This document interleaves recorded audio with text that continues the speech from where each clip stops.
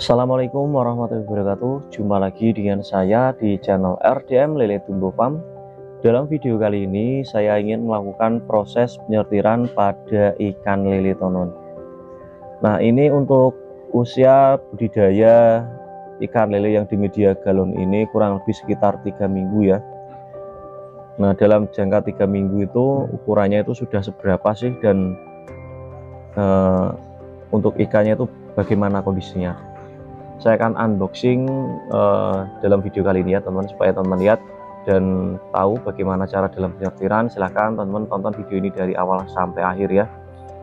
Nah, kemarin saya itu tebar di ukuran bibit sangat kecil sekali ya teman-teman, karena tidak ada stok bibit tempat saya, jadi terpaksa saya ambil bibit ukuran 34 atau 35 ya. Nah, mungkin karena bibit yang saya ambil itu terlalu kecil ya, atau saya budidayakan terlalu kecil, maka untuk pertumbuhannya itu agak melambat ya, ataupun molor sedikit atau molor sekitar 1 mingguan. Nah, untuk teman-teman yang ingin budidaya ikan lele di media galon ya, ini saya ada sedikit tips untuk teman-teman. Ketika teman-teman ingin budidaya ikan lele di media galon, usahakan belilah bibit dengan ukuran yang besar ya, minimal paling enggak itu sekitar 46 lah, atau 57 itu yang aman ya. Kalau lebih besar ya lebih baik. Tapi untuk harga bibit yang ukuran besar itu tentunya akan jauh lebih mahal. Tapi untuk rekomendasi dari saya itu sekitar ukuran 46 atau 57 itu masih terjangkau ya, atau masih murah lah terbilang.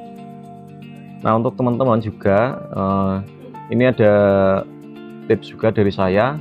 Ketika teman-teman melakukan proses penyortiran pada ikan lele ini, sebaiknya teman-teman ada beberapa hal yang harus dipahami ya. Yang pertama adalah ketika kita melakukan proses penyortiran, baiknya kita lakukan pada pagi ataupun sore hari ya.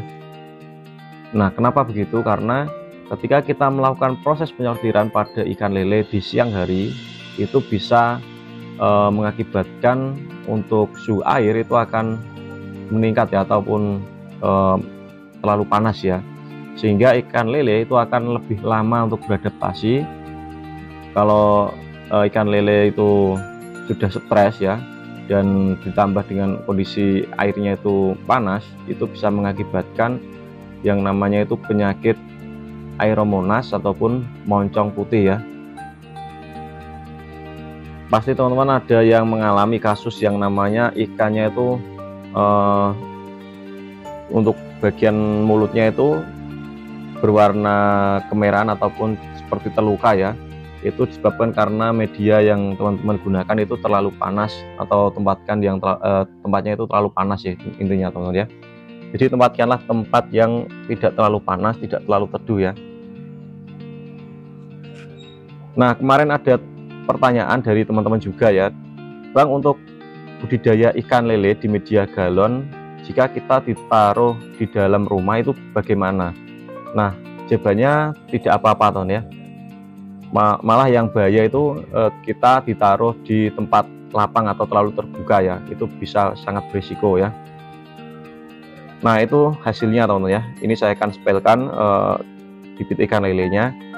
Nah, untuk ukurannya ini sudah saya ini saya mau sortir ya dengan cara manual. Memang seperti inilah, saya pilih satu-satu ya, karena dalam prosesnya penyortiran ini kalau kita lakukan di kolam besar itu akan jauh lebih berbeda ya prosesnya. Kalau di kolam besar itu kita menggunakan yang namanya bak sortir, seperti yang ada untuk ditempatkan ikan itu ya, itu kan bak sortir. Tapi untuk ukuran kecil teman-teman ya, itu sudah rusak. Nah, untuk teman-teman juga ya, ketika teman-teman budidaya ikan lele di media galon, yang perlu teman-teman wajib pahami adalah, yang menjadi kunci utama adalah yang pertama, jangan memberikan pakan terlalu banyak ya. Itu yang pertama. Dan yang kedua, selalu memperhatikan kondisi air. Nah, karena kedua hal tersebut itu sangat berperan penting sekali terhadap ikan lele ya. Karena jika kita tidak merawat airnya, maka secara langsung ikannya pasti akan sakit ya, ataupun akan terjadi masalah, mungkin ikan terkena penyakit ya ataupun parasit. Nah, kalau sudah seperti itu kita akan yang repot ya. Nah, untuk ukurannya ini sekitar ukuran 9-10 ya teman-teman, ataupun 8-10 ya untuk bibit ikan lelenya, karena kemarin saya tebarnya itu terlalu kecil ya. Kalau tebarnya kemarin saya itu tebar di ukuran 57 atau 46, mungkin ini sudah di usia LBG ya. Nah, ini setelah saya lakukan penyortiran, ini adalah hasil dari ikan lelenya ya teman-teman, atau bibit ikan lelenya yang sudah saya sortir. Nah, yang semula kemarin itu isinya sekitar 10 ekor, ini sudah saya kurangi ya. Ini menjadi sekitar 8 ekor untuk masing-masing galon ya. Nah, untuk ikan lelenya terlihat gesit, sehat ya. Dan yang penting dalam budidaya ikan lele di media galon ini itu kuncinya itu pakannya itu rutin, tapi jangan terlalu kebanyakan ya. Dan untuk airnya itu kita proses penggantiannya itu cukup dengan seminggu sekali ya, atau berbarengan dengan waktu kita melakukan proses penyortiran. Nah, mungkin terkadang kan di usia 4 hari itu airnya kan rusak. Teman-teman bisa menambahkan saja ya, karena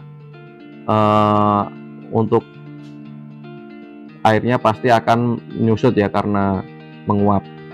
Nah, itu kebetulan ada yang ikan yang loncat teman-teman ya. Karena kemarin ada yang bertanya, Bang, apakah itu ikannya nggak loncat? Nah, seperti itu teman-teman ya. Jadi kebetulan ada ikan yang loncatnya. Ikan loncat tersebut itu terjadi karena air dalam kondisi baru ya, atau kita baru sortir karena mungkin dalam masih keadaan stres ikannya ya, jadi ikannya loncat. Tapi kalau sudah 1 atau 2 hari itu aman ya. Biasanya saya kasih penutup ya teman-teman, dan kebetulan ini baru saya ganti airnya dan baru saya lakukan penyortiran, jadi saat membuat video ini tidak saya kasih penutup.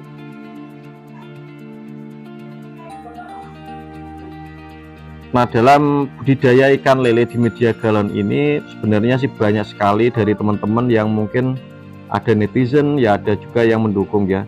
Tapi intinya yang jelas video saya ini tuh tujuannya untuk mengedukasi teman-teman lah ya.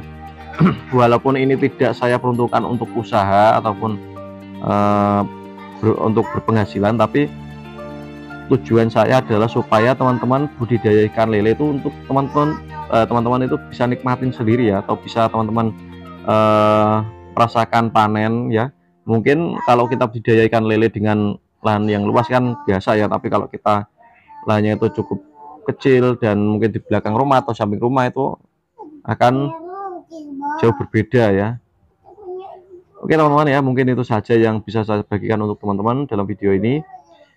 Apabila ada suatu kesalahan, saya mohon maaf yang sebesar-besarnya kepada teman-teman ya.